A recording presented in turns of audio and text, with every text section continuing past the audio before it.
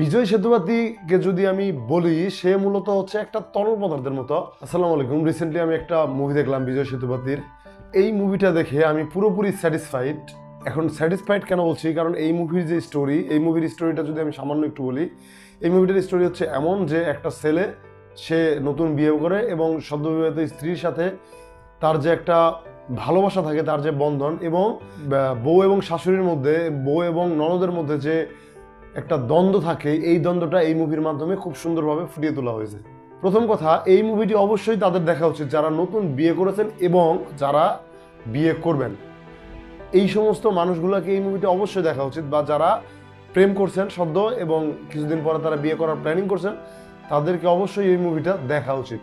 কেন আমি বলছি, আপনি এই মুভিটা দেখলে আপনি বুঝতে পারবেন যে বিয়ের পরে আপনি একজন হাজব্যান্ড হিসাবে কোন কোন ট্র্যাজেডির মধ্যে, ফ্যামিলির কোন কোন ক্রাইসিসের মধ্যে আপনাকে পড়তে হয়, এবং বিয়ে করার পরে হাজব্যান্ড ওয়াইফের যে একটা সম্পর্ক, হাজব্যান্ড ওয়াইফের মধ্যে যে একটা কেমিস্ট্রি, তারপর বউ শাশুড়ির ঝগড়া, এই জিনিসগুলো এই মুভিটা দেখলে আপনি খুব ভালোভাবে রিয়েলাইজ করতে পারবেন।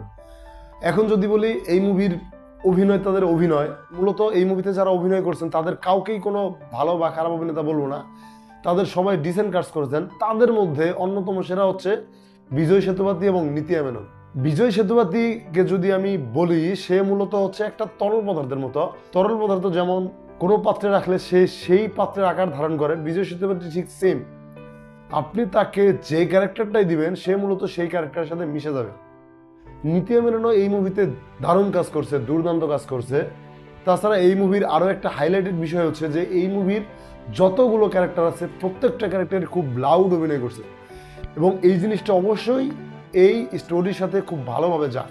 প্রত্যেকটা অভিনেতা যে লাউড অভিনয় করেছেন, সেটা এই স্টোরির সাথে সম্পূর্ণরূপে খুব সুন্দরভাবে যায়। এবং আরও একটা কথা হচ্ছে যে হাজব্যান্ড ওয়াইফের যে সম্পর্কটা, আপনি বিয়ে করার পরে যখন হাজব্যান্ড ওয়াইফের সম্পর্কটা যেমন হয়, যে এই মাঝে মাঝে হাজব্যান্ড ওয়াইফের মধ্যে খুব সুন্দর ভালোবাসার সম্পর্ক থাকে, এবং পরক্ষণেই হাজব্যান্ড ওয়াইফের মধ্যে মাঝে মাঝে যে ঝগড়াটা হয়, এই জিনিসটা এই মুভিতে খুব সুন্দরভাবে পোর্ট্রে করা হয়েছে। এবং আপনি অবশ্যই এনজয় করবেন যে বিজয় সেতুপতি এবং নিতিয়া মেনন খুব সুন্দরভাবে তাদের মধ্যে খুব সুন্দর ভালোবাসা সম্পর্ক গড়ে উঠছে, এবং এই পরক্ষণে কিছুক্ষণের মধ্যে আবার দুজনের মধ্যে ঝগড়া শুরু হয়ে যাচ্ছে। এবং এই বিষয়টা এমনভাবে আপনি ফিল করবেন না যে তাদের মধ্যে মূলত এই জিনিসটা ঝগড়া হচ্ছে বা আপনার খারাপ লাগা উচিত, বিষয়টা এমন না।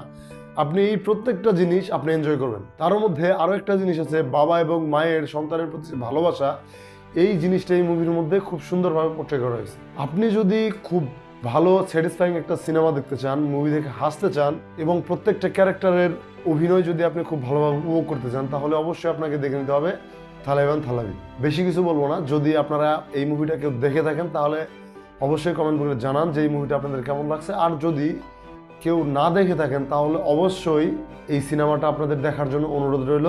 এই মুভির জন্য আমার কাছে রেটিং হচ্ছে 4 out of 5। সবাইকে ধন্যবাদ।